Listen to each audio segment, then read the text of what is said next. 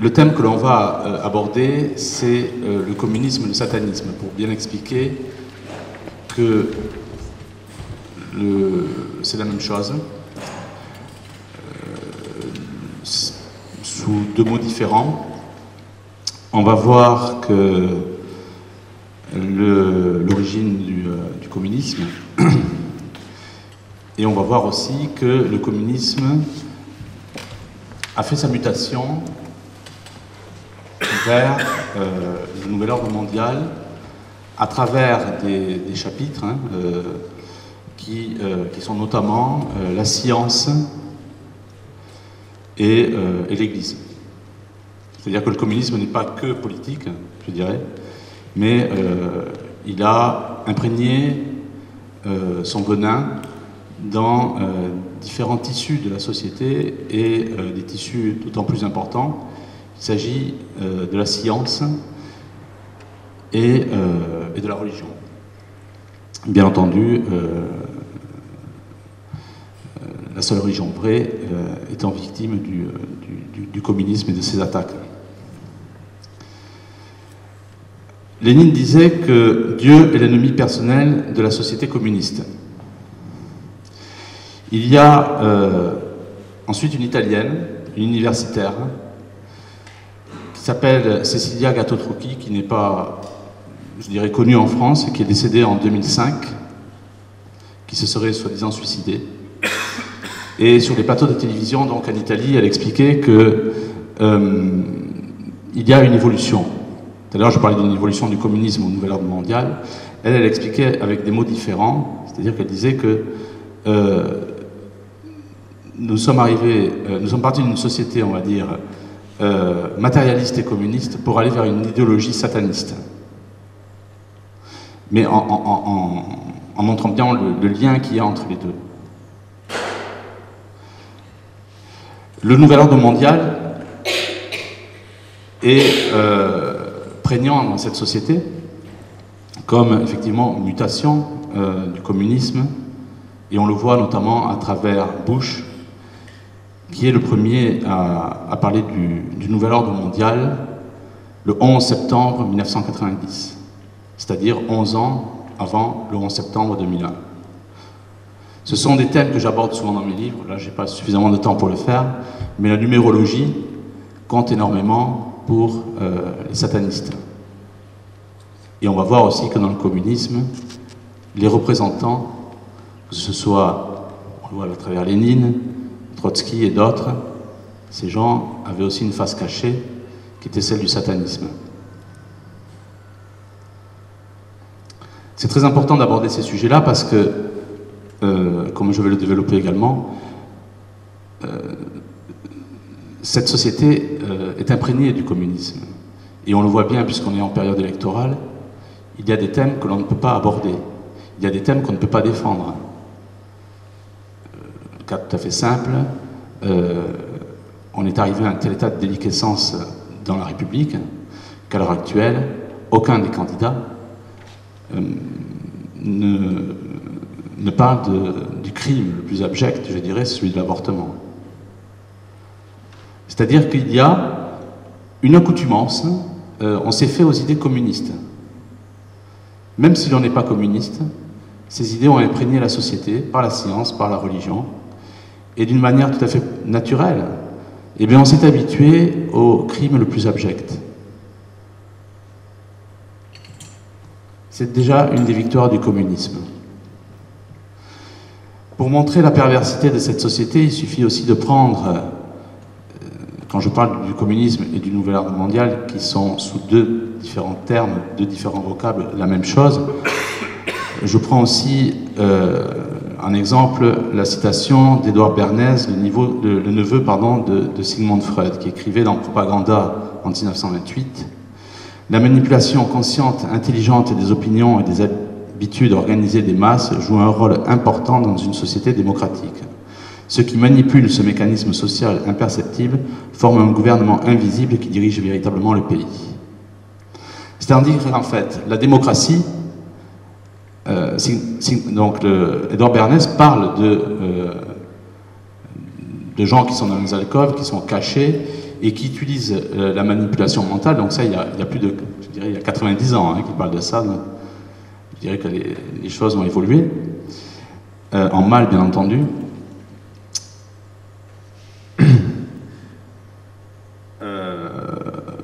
Oui, donc on voit vers quoi évolue la société, vers une dictature. Le communisme est une dictature, le nouvel ordre est une dictature, et la démocratie, en fait, est aussi une dictature. Sans la démocratie, en fait, permet l'avènement de ces dictatures-là qui vont arriver. Alors après, on peut l'illustrer de différents moyens, on peut avoir différentes pensées. La Chine étant un laboratoire, entre autres, de cette future dictature, comme l'ont été les pays de l'Est. Mais en tout cas, sous différents vocables, avec une mutation, nous arrivons à cette dictature, qui était déjà décrite et envisagée il y a 90 ans. Et quand Lénine dit que Dieu est l'ennemi personnel de la société, ou du communisme, il sait très bien pourquoi. Mais tout simplement parce que cette dictature n'est possible que si on enlève l'homme de Dieu.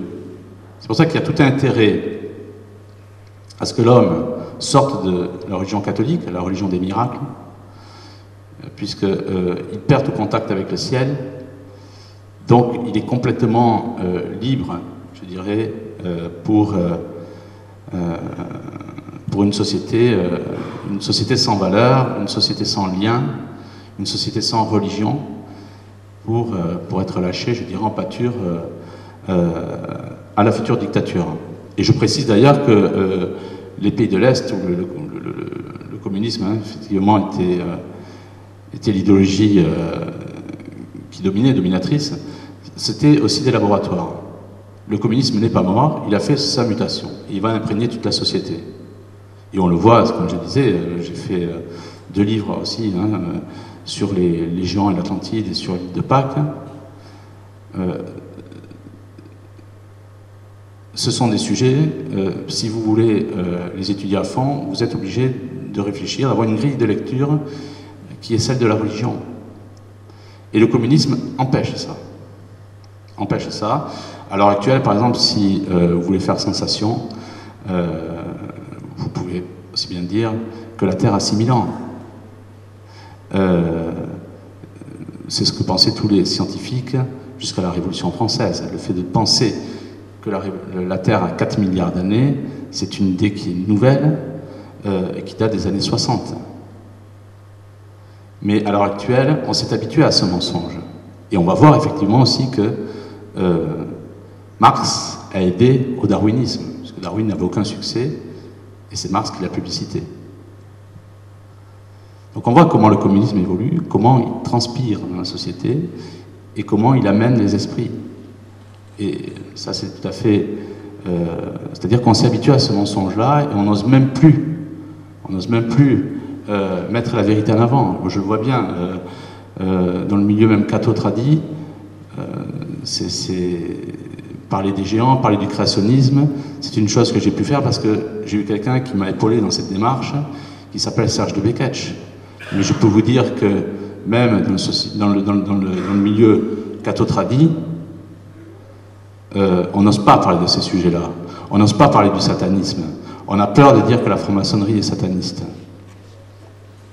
Parce que le communisme, via différents moyens, via la franc-maçonnerie, a imprégné la société, a imprégné les esprits.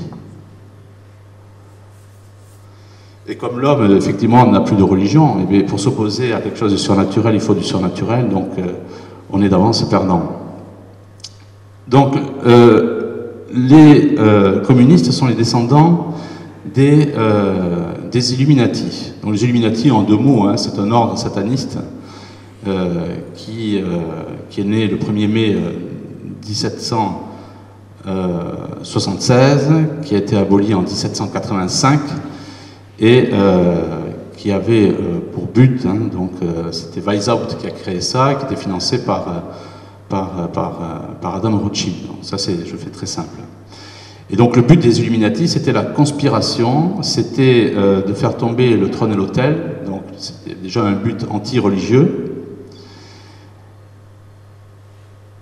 Et on retrouve aussi dans cette société, à l'heure actuelle, les plans des Illuminati, avec les mêmes financiers, bon, parce que les Rothschild, on les retrouve encore. Et là, si je prends une nouvelle fois le milieu cathotradi, hein, qui est, je dirais, le meilleur, où il y a plus de résonance sur des thèmes de réflexion, de vrais thèmes de réflexion, c'est un sujet, encore une fois, qui n'est pas toujours facile pour être abordé.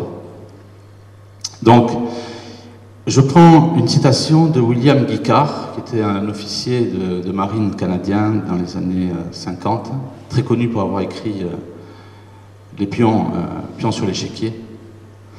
Il dit « On organisa les Illuminati afin de mettre à exécution les inspirations que Lucifer donnait aux grands prêtres pendant l'accomplissement de leur rite kabbalistique. » C'est-à-dire qu'en fait, les Illuminati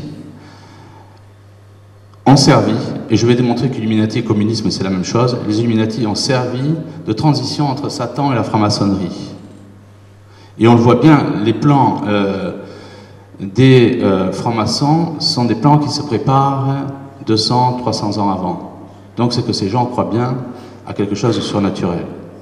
Même si c'est du faux surnaturel, même si c'est le camp de l'ennemi, il n'en reste pas moins que ça reste du surnaturel.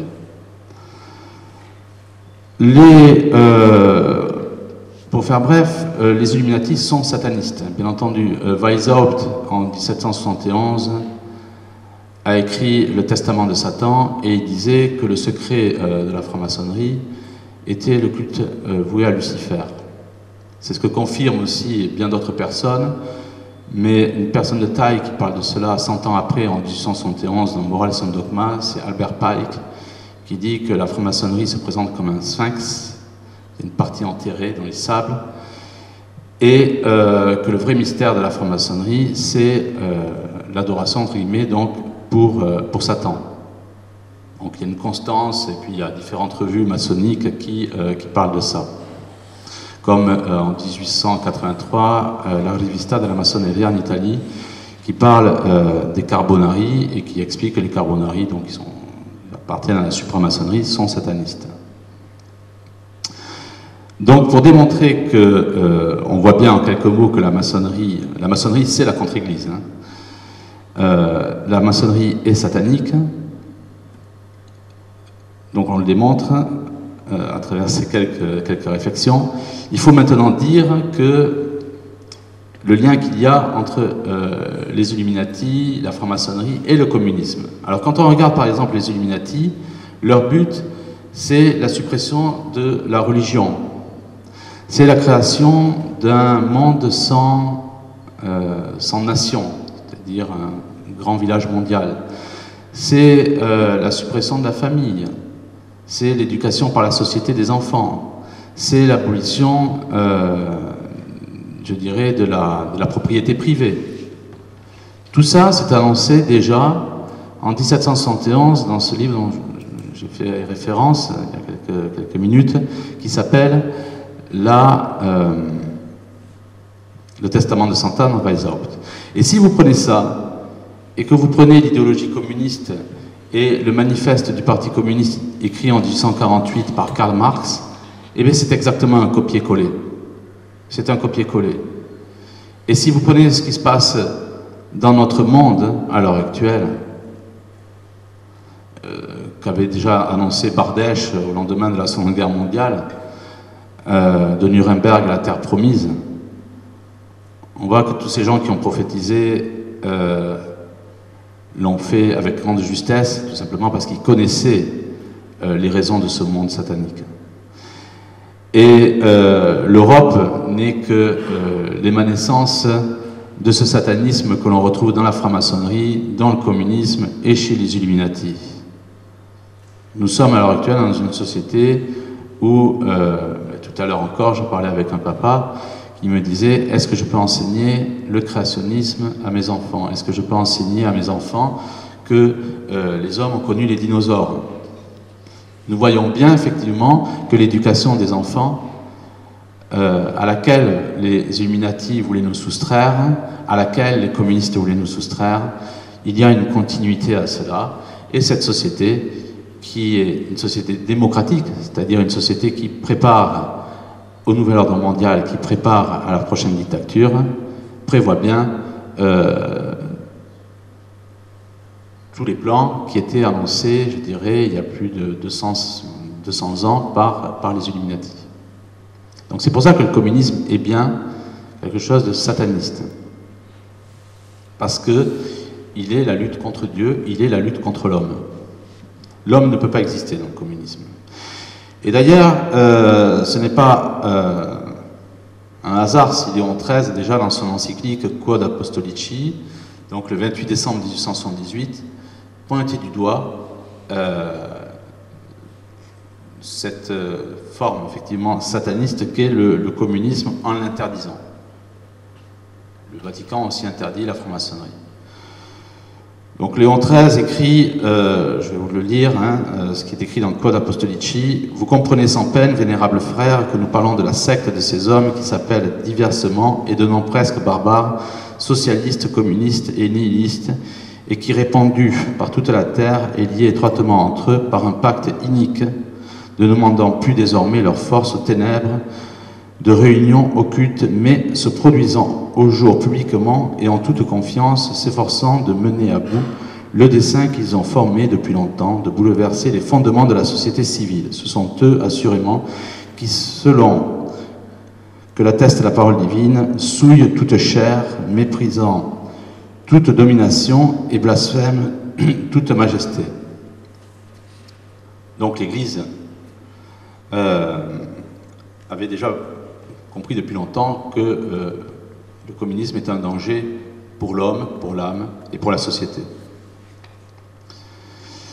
Marx et satanisme. Qui sait aujourd'hui, par exemple, que Marx était un sataniste?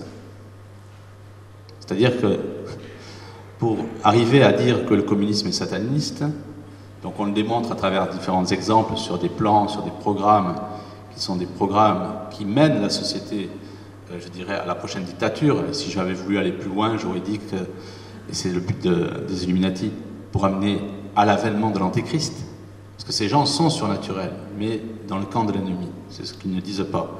Et c'est ce à quoi travaille la franc-maçonnerie. C'est d'ailleurs, je fais une petite parenthèse, Bill Schneebelen, qui est un ancien haut gradé de l'église de Satan, qui est converti dans le Christ aux États-Unis, dit « Dès le premier grade, en franc-maçonnerie, vous êtes dans l'empire de Satan. » Pour Marx et satanisme. Le vrai nom de Karl Marx est Moses Mordecai Levy. Je prends référence dans le livre du pasteur Wurmbrandt, qui a été écrit en 1976, Karl Marx et Satan. Le pasteur Wurmbrandt a été dans les prisons communistes roumaines. Il y a passé plus de 7 ans de sa vie au moins. Il explique donc que Marx est un adepte de la secte sataniste de Johanna Souskot. C'est une secte, effectivement, où l'on adorait le démon Shiloh. Il écrit même que Marx, dans ce livre-là, donc Marx et Satan, que Marx écrivait des poèmes à la gloire de Satan. Marx, c'est ce qu'il dit aussi, fut missionné pour écrire le manifeste du Parti communiste, qui n'était que le nouveau nom, c'est ce qu'écrit donc le pasteur Wurmbrandt, qui n'était que le nouveau nom de code du programme des Illuminati. C'est-à-dire que le programme des Illuminati, c'est le programme caché. Le manifeste du Parti communiste, c'est, on va dire, la pierre apparente de ce programme caché, mais qui ne font qu'un, bien entendu. Et on voit bien que Marx est sataniste parce qu'il prône aussi une idéologie scientifique qui est sataniste, une idéologie anti-Dieu, qu'est le darwinisme. C'est-à-dire que Darwin, quand il écrit son livre de l'origine des espèces, en 1859, et d'ailleurs, les francs-maçons, toutes les loges maçonniques, 150 ans après, en 2009, célébreront cet ouvrage-là. Darwin n'a aucun succès. Son livre est même refusé à la librairie du musée d'histoire naturelle à Paris. C'est un flop énorme. Mais Marx se rend compte qu'effectivement, l'idéologie de Darwin peut servir son idéologie. Et il écrit cela à Friedrich Engels le 18 décembre 1860, écrivant donc que l'origine des espèces peut servir à la promulgation, je dirais, de ces idées. Et donc, par la suite, Darwin va être financé par les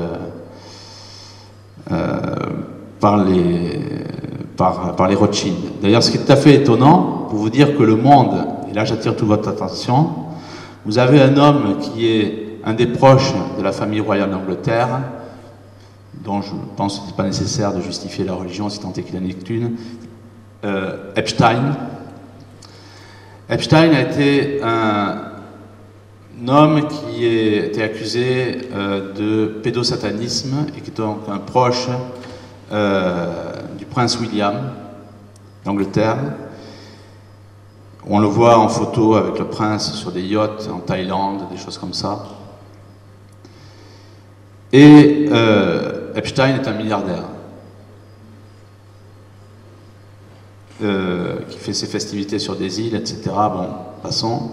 Et il finance le darwinisme. Vous voyez, c'est intéressant et ce n'est jamais le hasard quand on regarde qui finance le darwinisme. Ce sont des satanistes. Et je le confirme, c'est ce que je disais tout à l'heure, sur les 150 ans en 2009, donc on célèbre les 150 ans de l'origine des espèces, vous retrouvez la franc-maçonnerie en tête. Parce que même dans la première version du livre de Darwin, hein, il y avait, le mot de Dieu ne figure même pas une seule fois. C'est la reine d'Angleterre qui intervient pour lui faire écrire sur les autres versions le mot de Dieu.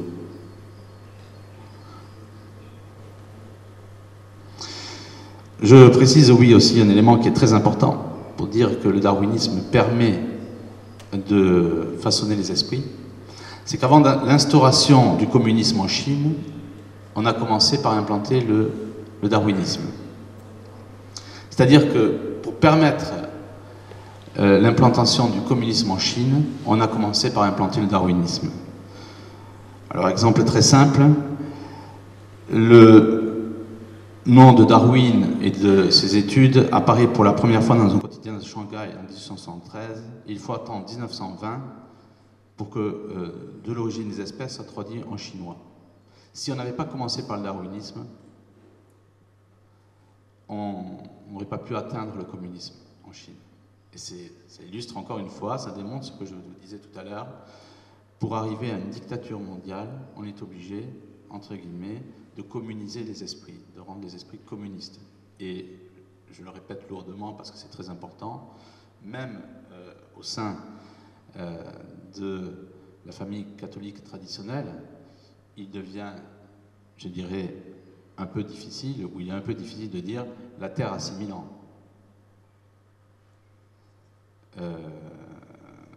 Et différents exemples comme cela. Différents exemples comme cela. Ou si je veux accentuer encore la chose, je peux dire la Terre ne tourne pas autour du Soleil, puisque la Terre est créée le 3e jour, le Soleil le 4e. Sans définir ce que sont les jours, hein, ça peut être des étapes, ou autre chose que 24 heures, mais quand bien même. Et je peux arriver ensuite sur quelque chose qui est une pensée qui, ma foi, ne déroge pas à la Bible. Si la Terre est fixe, et c'est ce qu'admettait Saint Hildegarde de Bingen, dont on se sert à l'heure actuelle pour les médications, etc., qui avait des visions en astronomie et qui disait que la Terre était le centre du système solaire. Et que les autres planètes tournaient autour du Soleil et que cet ensemble tournait autour de la Terre, avec Jérusalem au centre de la Terre, c'est-à-dire là où apparaît notre Seigneur, au centre de la Terre étant le centre du système solaire. Et donc, si je veux encore continuer là-dessus, si la Terre est fixe, et c'est ce qu'avait démontré, par exemple, en 1907, le premier prix scientifique américain, premier prix Nobel scientifique américain, Michelson, il dit, par rapport à l'éther qui est un gaz très instable, il dit la Terre est fixe. Et comme la science ne peut pas supporter ça, parce qu'il faut effectivement préparer les esprits, vous imaginez un premier prix Nobel scientifique qui dit ça, la Terre est fixe, on trouve tout de suite un homme dont la théorie est actuellement battue en brèche, il s'agit de Einstein, avec la relativité. Parce qu'on ne pouvait pas laisser dire ça à un scientifique de haute volée comme Michelson. Et sur un de mes livres d'ailleurs, je peux aussi reprendre, sur les géants, vous avez aussi un prix Nobel, Frédéric Soddy, prix Nobel de chimie en 1921, qui explique que l'Atlantide a existé et que c'est une civilisation plus avancée que la nôtre. Il y avait encore des scientifiques à leur époque qui parlaient de choses comme ça. À l'heure actuelle, ça serait impossible parce que le communisme a imprégné les esprits. Et donc, pour en revenir à la Terre, vous voyez, je prends quand même la référence d'un prix Nobel scientifique, ce qui n'est pas rien. Je prends la référence de la Bible, ce qui n'est pas rien. Si la Terre est fixe, je peux avancer qu'elle peut être plate aussi. Parce que si elle ne tourne pas, et je n'ai pas d'argument là-dessus, donc je n'irai pas plus loin, mais si elle ne tourne pas autour du Soleil, et si elle est fixe, elle n'a aucune raison d'être une sphère. Et je peux aussi prendre les écrits là-dessus de Fernand Crombette, qui est mort en 1971, qui est spécialiste de copte ancien, et qui, par rapport au copte ancien, a étudié les hiéroglyphes, et bien mieux que le franc-maçon Champollion, qui a fait des énormes erreurs. Et bien Crombette parle d'une terre qui est piriforme, comme le dit, c'est-à-dire qu'il y a une forme de poire, comme le sous-entend la Bible, en parlant du Shéol. Alors, ça peut faire rire tout ça, mais vis-à-vis de la Bible, ce n'est pas ridicule. Je peux y mettre des suppositions sans les affirmer, mais vous voyez même que dans notre milieu qui est traditionnel, on serait moins ridicule en disant que la Terre tourne autour du Soleil, même si c'est contraire à la Bible, même si c'est contraire à ce que disait saint Hildegard de Bingen, que de dire que la Terre pourrait être piriforme et elle serait fixe, quand bien même la fixité a été démontrée, donc, comme je vous le disais, en 1907 par Michelson, premier prix Nobel scientifique. Parce que le communisme, le satanisme a imprégné nos esprits, et nous en sommes là. Et on le voit encore, je le répète, avec cette campagne politique, où le crime le plus abject est complètement balayé, on n'en parle pas. L'avortement, vous imaginez, regardez sur Internet des photos d'avortement. Aucun des candidats parle de ça. Parce que ces candidats ne sont pas croyants. Et comme vous n'avez pas de neutralité dans les cieux, je peux dire très simplement que ces candidats sont des satanistes. C'est ça la République. C'est la gloire à Satan, parce que c'est Jésus-Christ hors la loi, hors la cité. Donc, quand nous allons aller voter dans 15 jours, nous allons choisir entre le meilleur des satanistes, ni plus ni moins, et les gens qui commettent, comme on l'a vu en Belgique, au château des Amerois ou autre. Et je vais y revenir avec Jean-Paul II. On voit bien que là aussi, le pédosatanisme n'est pas abordé. Parce que la République et tous ces petits mignons, c'est gloire à Satan. Trotsky pratiquait les sciences secrètes. Il étudia le Talmud avant d'être initié, donc on l'a vu avec Marx, aux sciences. Alors, il étudia Trotsky, de son vrai nom Bronstein. Il étudia le Talmud avant d'être initié aux sciences secrètes à Vienne par un certain Victor Adler, mais son véritable gourou fut Israël Hesfand. En fait, ça se passe en famille. Sataniste, milliardaire, trafiquant d'armes, il se faisait appeler Alexandre Parvus. Il propulsa Trotsky au sommet des Illuminati. C'est Trotsky qui fit le pentagramme, l'emblème de l'armée rouge. Le pentagramme que vous connaissez, la branche l'étoile à 5 branches. Et là, si je remonte, en 1930, dans un livre écrit par une sœur maçonne, Marie Rigier, La massoneria italiana di fronte alla guerra e di fronte al fascismo, la franc-maçonnerie italienne devant la guerre et devant le fascisme, elle écrit qu'on a cousu le pentagramme sur l'uniforme des soldats pour que le sang versé pendant la Première Guerre mondiale, pour que le sang versé des soldats italiens soit le sang versé que l'on déverse à la franc-maçonnerie.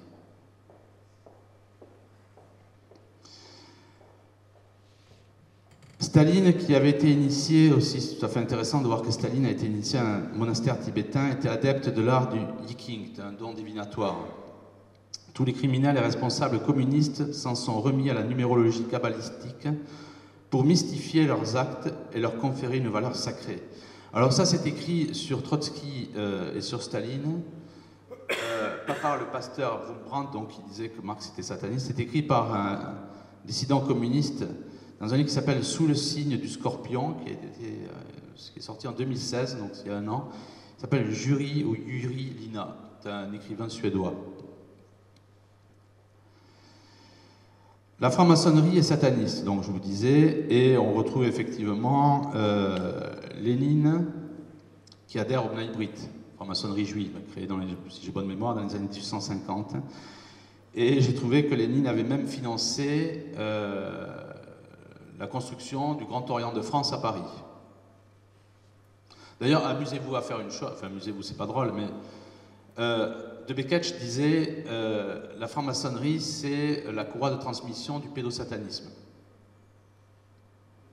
À l'heure actuelle,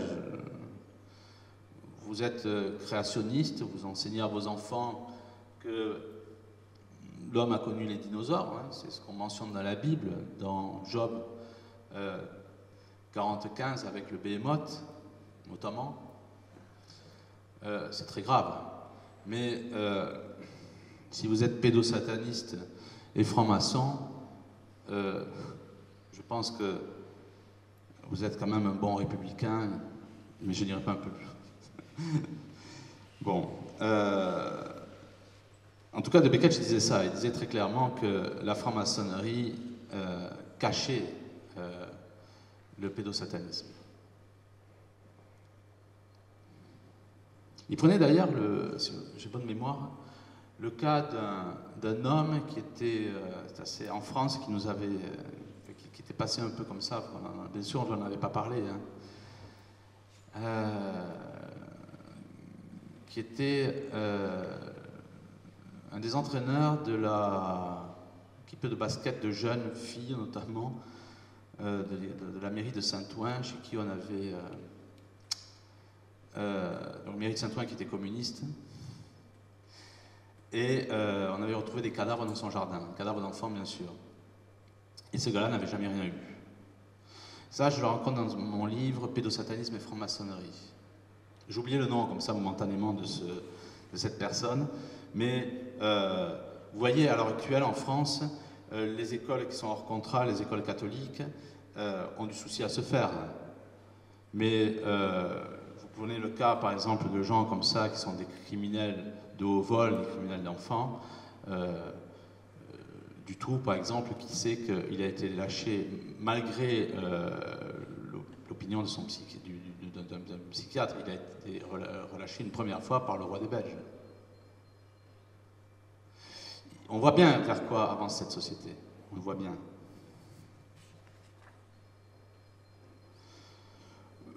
La Kabbale, la magie noire rabbinique, est en effet la base dogmatique de la doctrine maçonnique. C'est pour ça qu'il n'y a pas de différence entre les loges maçonniques, que ce soit le Grand Orient de France, la Grande Loge nationale de France, tout ça, ça appartient à l'hydre du démon.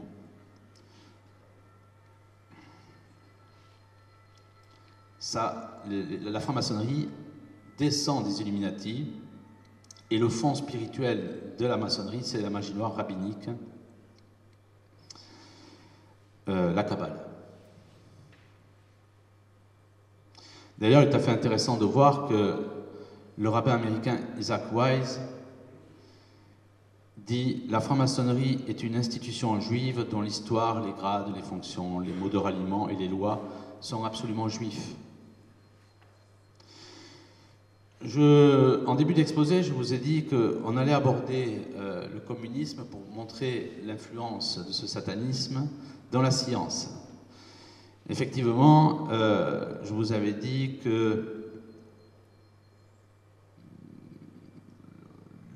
on admettait jusqu'à la Révolution française que la Terre avait 6000 ans. Et c'est à partir de 1965 où l'on prend les estimations d'Arthur Holmes, qui décède aussi en 65, pour dire que la Terre avait 4 milliards et demi d'années. Alors là, je vous renvoie vers un de mes livres qui s'appelle « Les géants et l'Atlantide, des révélations de l'archéologie interdite », où même avec l'observation, soit de Saturne, de Jupiter, de différentes faire un point de notre système solaire, on voit bien que notre système solaire a bien 6000 ans. Enfin, entre 6000 et 10 000 ans. Vous avez aussi, et c'est à partir de la Révolution française où on commence, ça c'est le docteur Tasso qui parle de ça, on commence à dévier, à parler de 100 000 ans, de millions d'années, pour arriver à des milliards d'années. Parce qu'en fait, le but du darwinisme, c'est toujours la même chose. C'est comme ils font en astronomie, on va vous expliquer que les comètes, par exemple, doivent avoir des petits noyaux pour pouvoir exister, pour pouvoir faire leur ellipse. Et la comète ne peut pas avoir de gros noyaux.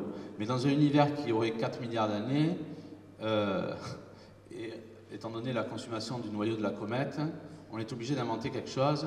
Et donc vous avez des gens comme Carl Sagan ou autres, dans les années 1980, si j'ai bonne mémoire, écrivaient qu'il y avait comme ça une station-service au limès du système solaire où les comètes pouvaient faire leur plein, quoi. En fait, il y avait des planétissimaux qu'on appelait en fait la ceinture d'Oort. Et bien, avec les années et les sondes qu'on a envoyées dans le système solaire, on s'est rendu compte que la ceinture d'Oort n'existait pas. En fait, l'histoire, c'est que les comètes ont toujours... Enfin, les comètes ont maximum 6000 ans, elles ne sont pas des préhistoires, comment je dirais, des éléments préhistoriques ou quelque chose comme ça du système solaire. Mais donc, on voulait inventer à tout prix, trouver une raison en disant que voilà, les comètes sont les archives de notre système solaire. Et donc, il fallait dire que, étant donné leur consommation, il fallait trouver un stratège pour dire voilà, elles ont 4 milliards d'années, comment elles font pour exister. Bon. Et on s'est rendu compte qu'il n'y avait pas de nuages d'Oort. Comme on s'est rendu compte récemment qu'il n'y avait pas d'eau sur les comètes. Parce que le fantasme à l'heure actuelle de la science, c'est de dire qu'il y a de l'eau ailleurs dans l'univers, pour pouvoir dire qu'il peut y avoir de la vie. Donc voilà où est-ce qu'on en est. D'ailleurs, quand je parle de Tasso, il a écrit un livre sur le lièvre, en disant que le lièvre est un ruminant. Parce que les déjections donc, du lièvre, certaines ne sont pas définitives, il peut les réingérer. Et la Bible écrit ça. Le problème, c'est que la Bible écrit ça faisait 2000 ans.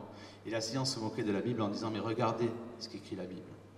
Ce n'est pas un livre sérieux. » Et la science s'est rendue compte que le lièvre était un ruminant dans les années 1950, officiellement. La science s'est rendue compte que la Bible disait vrai, mais ça faisait 2000 ans que la Bible écrivait ça. Nous avons la même chose aussi avec un scientifique de haut rang qui a été obligé de quitter les États-Unis, qui était au centre du projet Hubble. Il s'appelle Alton Harp, qui est décédé à l'âge de 86 ans en 2013. Qu'est-ce qu'il dit? Il dit l'univers n'est pas du tout en expansion. L'univers est fixe. Et ça rejoint ce que je disais à propos de la Terre fixe, que prône le premier prix Nobel scientifique, donc Michelson. Pourquoi on veut à tout prix donner une dimension, je dirais, d'expansion à l'univers? Ben, tout simplement parce qu'on essaye de transposer Darwin, l'erreur de Darwin, dans l'erreur du Big Bang. Le satanisme évolue comme ça, c'est-à-dire qu'avec Darwin, on peut dire, voilà, 4 milliards d'années, et donc on enfouit comme ça, comme on le fait avec le nuage d'Oort. Qui peut, parmi nous, aller vérifier l'existence, la présence du nuage d'Oort? Personne. Qui peut aller vérifier, dans 4 milliards d'années, qu'il y a eu une évolution comme ça des espèces? Personne. On enfouit dans le mensonge. Mais la science qui est vraie, comme disait Crombette, peu de science éloigne de Dieu, beaucoup y rapproche. C'est-à-dire que quand Dieu s'adresse aux hommes, il le fait avec simplicité. Et il le fait toujours de manière à ce que les hommes peuvent se rendre compte de son œuvre. Regardez d'ailleurs la Lune et le Soleil, vus de la Terre. Quoi qu'on en dise, sur tous les mensonges, effectivement, où on dit que le Soleil, enfin, la Lune est à 300 000 km, etc., que sais-je. Vous voyez quand même un clin d'œil de la création. C'est que, vu de la Terre, la Lune et le Soleil sont exactement de la même dimension. Exactement. Et que si vous éloignez un peu la Lune de la Terre, il n'y aurait plus de marée, donc la vie serait impossible. Et que si vous la rapprochez un peu plus, les marées seraient trop importantes et il n'y aurait pas d'oxygénation possible des océans. Et la vie serait impossible aussi. Et je peux vous citer comme ça des centaines de cas où on voit bien que la Terre, même sur son inclinaison, tout est parfait. Même sur la composition de l'atmosphère, tout est parfait pour l'apparition de la vie. Celui qui sait regarder, comme le faisaient les paysans, comme le faisaient les prêtres à l'époque, voit bien que nous sommes au centre d'une création. Et le communisme, dans la science, essaye de nous éloigner de cette vérité.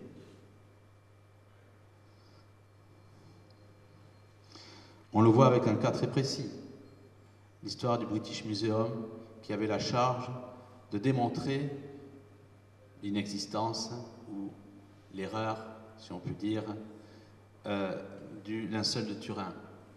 Bien sûr que le linceul de Turin est un vrai. Et avec les progrès de la science, on a pu démontrer qu'il y a une image en 3D, en 3 dimensions de notre Seigneur.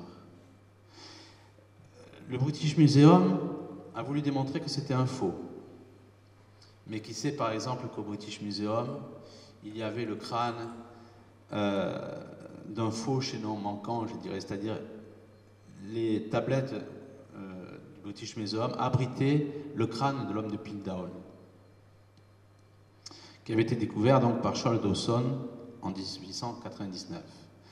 Et on avait demandé au British Museum de sortir, donc j'insiste bien, c'est le British Museum à qui on avait demandé l'authentification du linceul de Turin, et qui disait, bon, on ne peut pas, c'est un faux, mais on ne sait pas comment le faussaire a fait. C'est-à-dire que quelque part, le faussaire était en avance sur son temps, on disait que c'est un faux du XVe siècle. Donc il y avait quelqu'un dans l'assistance qui s'était levé et qui avait dit, mais il s'agirait de remercier le faussaire, parce que si on ne sait pas comment il a fait au XVe siècle, c'est qu'il était en avance sur son temps.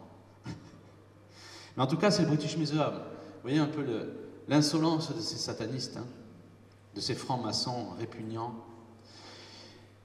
qui voulaient dire que le linceul de Turin était un faux et qui eux-mêmes avaient un faux. Le crâne de l'homme de Piltdown, ils ont mis plus de 40 ans à le sortir de leur tablette. Et il était tellement faux qu'effectivement on s'est rendu compte que c'était un mélange de dents de singe avec une mâchoire d'homme, quelque chose comme ça. Et il était tellement faux, comme je vous l'ai dit, qu'on a même retrouvé les traces digitales des faussaires dans une plaque de ciment à l'intérieur du crâne. Voilà quelle est cette science. C'est la science du mensonge. Tout est mensonger dans cette société. C'est pour ça qu'il ne faut pas avoir peur de dire la vérité. C'est pour ça qu'il ne faut pas avoir peur d'échafauder des réflexions à partir de la Bible. Aux yeux de Dieu, vous ne serez jamais ridicule. Et Lucie, c'est la même chose.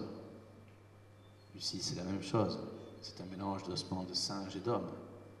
L'homme de Nebraska, c'est la même chose. L'homme ne descend pas du singe, bien entendu. L'homme, au même titre que toute la créature, descend de Dieu. Et il est une création parfaite.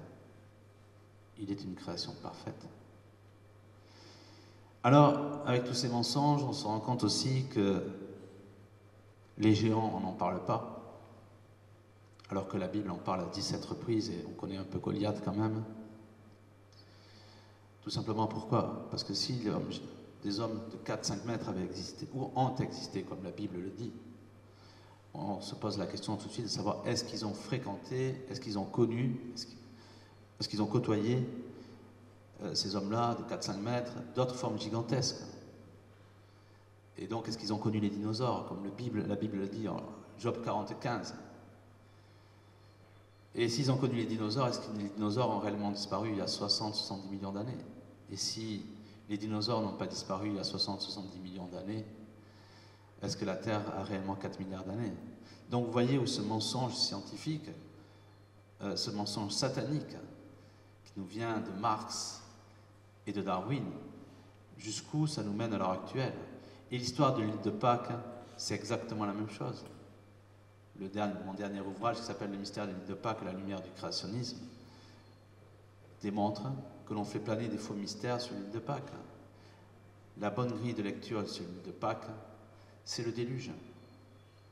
Vous avez les Moaïs, statues de l'île de Pâques, qui sont soit tout à fait enterrées, soit aux trois quarts, enfin, ça varie, soit pas du tout. Et tout simplement parce que c'est les sédiments du déluge qui ont apporté ça. Vous avez des statues qui sont plus ou moins basculées, et on voit aussi les outils qui ont servi à la taille, les outils donc des constructeurs de ces statues qui sont mis comme ça en vrac, je dirais, parce qu'ils ont été surpris par un cataclysme. Il n'y a aucun mystère sur l'île de Pâques. Mais la plus grande des surprises quand j'écris ce livre, c'est de me rendre compte que ceux qui étaient au centre de la connaissance de l'île de Pâques, c'était les prêtres, qui savaient lire les rongo-rongo, qui savaient lire les écritures pasquales. À l'heure actuelle, quand on vous explique l'île de Pâques, on vous dit « c'est un mystère, on ne sait pas lire ça ».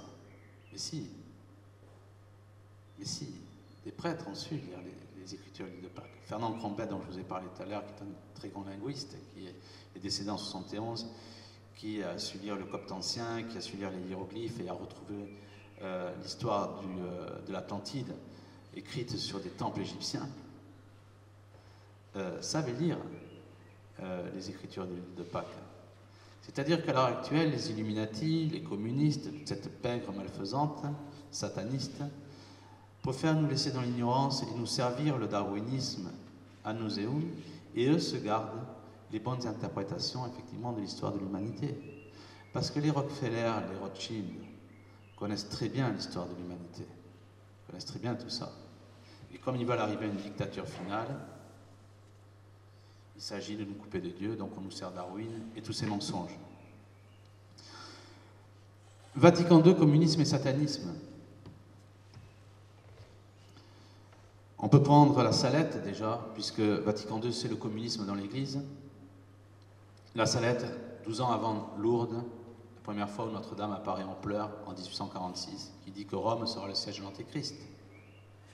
Nous en sommes là. Vous avez aussi une citation de Catherine Emmerich, qui est une sainte du XVIIIe siècle, qui décède en 1824, qui prophétise la crise et la destruction de l'Église par la franc-maçonnerie. Il suffit aussi de regarder la vie de Paul VI, qui, selon Don Luigi Villa, qui était le fils spirituel de Padre Pio, a été l'homme le plus néfaste de l'humanité en tuant la Sainte Messe. Et ça, on peut d'autant plus l'apprécier lorsqu'on sait que Padre Pio avait dit « La terre peut se passer d'une journée de soleil, mais pas d'une journée de la Sainte Messe ». Paul VI, bien entendu, et je l'explique dans mon livre « Pédosatanisme et franc-maçonnerie », qui était impliqué, comme bien d'autres pseudo-papes de Vatican II, dans des histoires de pédosatanisme. Paul VI, qui était à l'annonciature, avant d'être pape, de Pie XII. Pie XII envoyait des prêtres en Russie en mission secrète. Et Paul VI, donc, qui jouait, on va dire, l'équivalent d'un ministre des Affaires étrangères, dénonçait donc ces envois discrets de prêtres en Russie, en Union soviétique. Il annonçait donc ces missions secrètes au Parti communiste italien qui tenait à informer le KGB, et ces prêtres étaient attendus à la frontière de l'Union soviétique, descendus sur place ou déportés dans les goulags. Voilà qui était Paul VI, celui qui a fait Vatican II, et il travaillait en cela avec un de ses secrétaires qui s'appelait Alighiero Tondi, qui a avoué donc ce qu'il faisait, c'est-à-dire passer les informations vers le Parti communiste italien pour le KGB. Et on a découvert donc, là aussi, que ces plans avaient été préparés en avance, que Alighiero Tondi donc, avait été fait prêtre en 1936 sur ordre d'une section spéciale donc, du Parti communiste italien, et qu'il avait fait l'université Lénine de Moscou, qui est en fait l'école des chefs espions à l'époque de l'Union soviétique. Je dois avancer assez rapidement, et ce communisme dans l'Église aussi, ça je ne peux pas quand même l'éviter, mais quand on regarde Jean-Paul II, c'est ce que j'écris dans mon livre, donc pédosatanisme et franc-maçonnerie, Jean-Paul II, on voit bien qu'il est l'ami de tous les grands pédophiles. Il décore en 1990 Jimmy Savile de l'ordre de Saint-Grégoire. Jimmy Savile qui se faisait embaucher gratuitement dans les hôpitaux à Londres pour pouvoir violer les cadavres et qui était un proche du prince Charles. Un proche de la famille Solvay aussi en Angleterre, qui l'aurait sauvé pendant la Seconde Guerre mondiale. Solvay est un riche industriel dont le grand-père a inventé le Prozac et que l'on retrouve au centre de l'affaire du Trou. Jean-Paul II est aussi un proche de Joseph Bernardin, qui était l'archevêque de Chicago. Et si Bernardin avait été pape, il aurait été le premier pape américain. Bernardin était un pédophile et ses funérailles furent célébrées à Chicago, donc à la Holy Name Cathedral, ornée de symboles maçonniques. Il y avait même un chœur homosexuel qui s'appelait le Windy City Chorus. Sur le Vatican, on pouvait y passer la nuit, du moins sur Vatican II. Voilà où ce communisme mène quand il dirige l'Église. Il dirige vers le satanisme.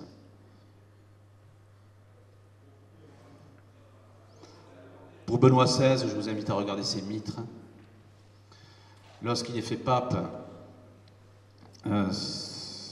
c'était en 2005, il me semble, en avril 2005, il arbore sur sa mitre le dieu Pan,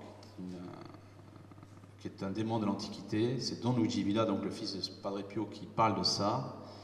Et regardez toutes les mitres de Benoît XVI, vous n'avez pas une seule mitre avec une croix catholique. Vous avez des étoiles de David, vous avez plein de choses comme ça, mais pas une seule mitre catholique. Là, il faut quand même mettre les pieds dans le plat.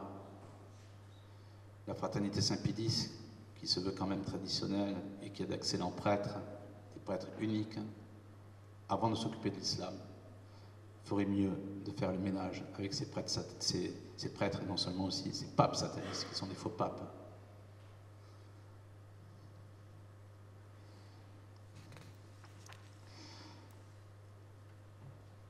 En conclusion, pour démontrer que le communisme est véritablement le satanisme, il y a l'histoire de l'église de Pergame.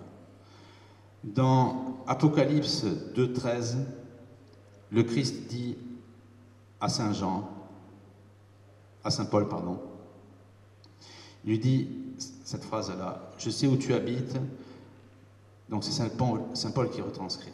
« Je sais où tu habites, là où se trouve le trône de Satan, mais tu es fermement attaché à mon nom, et tu n'as point renié ma foi, même en ces jours où Antipas, mon témoin officiel, a été mis à mort chez vous, où Satan habite. » Antipas a été mis à mort donc à Pergame. Et c'est un archéologue allemand en 1878 qui s'appelle Karl Humann qui a déterré donc un temple de Satan à cet endroit-là. Il y avait d'autres bâtiments qui c'est au nord de Smyrne, à 60 miles au nord de Smyrne, en Asie mineure. Et donc on trouve d'autres vestiges. On a vu qu'il y avait même des sacrifices qui étaient faits pour Satan, et on découvre un temple de Satan. Donc c'est l'archéologue Karl Humann qui découvre ça. Et les dimensions sont de 38 mètres sur 36 sur 12 pour de hauteur. Le mausolée de Lénine, qui est construit en 1924 par Stouzev, représente exactement les mêmes dimensions que le trône de Satan découvert à Pergame, là où est mort donc Antipas. En fait, le mausolée de Lénine est un temple érigé à Satan. Pour terminer, je vais prendre le cas du miracle eucharistique de Lanciano pour montrer véritablement que l'Église est la seule religion des miracles et que le but de la franc-maçonnerie, et c'est ce qu'elle a fait avec le protestantisme, c'est d'enlever ce qu'est le centre de l'Église. Le centre de la religion catholique, c'est l'hostie. Notre Seigneur Jésus-Christ manifeste sa présence à travers l'hostie, la transsubstantation. Et on voit bien qu'avec l'Anciano, au XIIe siècle, il y a un miracle eucharistique. Voilà que le prêtre, au 8e siècle, pardon, le prêtre qui célèbre la messe a un doute sur la présence réelle de notre Seigneur dans les espèces. Et il y a un miracle qui se passe, l'hostie se transforme en chair d'une épaisseur de 55 mm. Ça constitue donc, il y a 5 caillots de sang de 16,5 grammes. Et il y a, donc ça a été étudié, en 1973, l'OMS a nommé une commission scientifique pour vérifier les conclusions. Les travaux de contrôle durèrent 15 mois et comportèrent 500 examens. Et on a découvert que ce miracle eucharistique, où l'hostie se transforme en chair, que le résus de sang, le résus sanguin donc, c'était du groupe AB, le même résus que l'on trouve sur le linceul de Turin. Quand vous racontez ça, que vous racontez que l'hostie est véritablement la manifestation de notre Seigneur, et les satanistes le savent bien, puisque les satanistes de haut grade sont prêts à acheter 5000 $ en hostie consacrée. Et on sait bien que la messe, c'est la présence aussi d'une armée d'anges qui descendent du ciel pour nous faire bénéficier de leur grâce. C'est le monde visible qui se manifeste autour de l'hostie. Avec le protestantisme et les fausses hérésies, les fausses religions, c'est-à-dire les religions sans miracle, on a tué ce qui est le centre de l'Église, c'est-à-dire la présence de notre Seigneur dans l'hostie. Et on voit bien, quand vous racontez ça, on voit bien à travers cette vérité que l'homme est bien sur terre, à travers la vraie science aussi, l'homme est bien sur terre pour faire son salut pour l'éternité. Et que le communisme veut empêcher cette vérité-là. C'est pour ça qu'en aucun cas on ne peut parler de vraie science, en aucun cas on ne peut parler de vraie astronomie, en aucun cas on ne peut parler des géants ou de l'île de Pâques, parce qu'il faut mener l'homme en enfer. C'est ce que veut le communisme.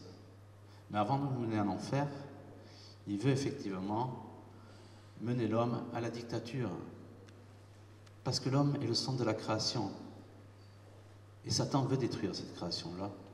C'est pour ça qu'en aucun cas, l'homme ne doit désespérer, parce que à travers la présence de notre Seigneur dans l'hostie, nous avons effectivement la plus grande des défenses.